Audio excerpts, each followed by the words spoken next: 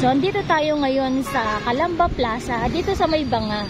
Kung saan makikita yung bagong ayos ng Calamba Banga, guys. Tingnan nyo, yung puti-puti na yan, na parang adaanan siya. Dati wala yan.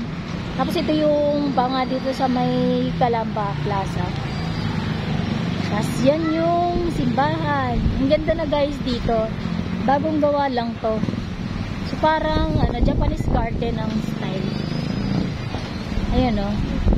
Parang Japanese garden yung style niya. At meron siyang kabilog na design ang tawag dyan. Kasi ito yung Banga dito sa gitna ng Plaza Calamba. Ang ganda, guys, o.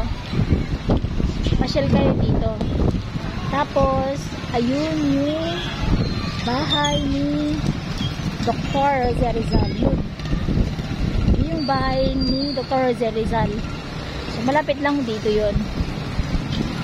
Yan. Yan yung bahay ni Dr. Jose Rizal. Yun. Tapos may mga nagtutour dyan.